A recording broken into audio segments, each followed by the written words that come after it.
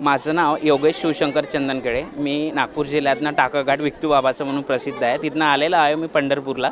चंद्रभागेचं आज नदीमध्ये पाणी पाहून मी इतकं खुश झालेलं आहे आणि माझी ताई, भाऊजीला, भाषीला सगळ्यांना मी आंघोळीसाठी आणि दर्शनाला पंढरपूरला वारीला आणले आहे.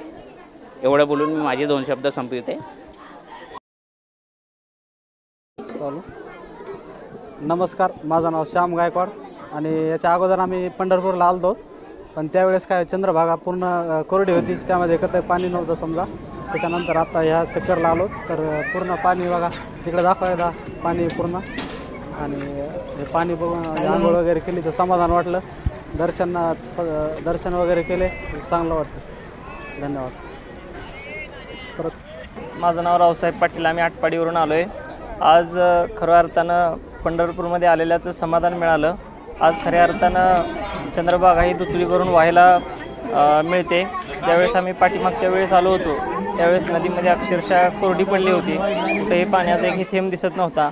आज भरभरून समाधान वाटतं आहे आणि आज आम्ही या पाण्यानं स्नान करून मंदिरामध्ये जाऊन दर्शन घेणार आहे आणि आज खूप समाधान वाटते पाणी आल्यामुळं.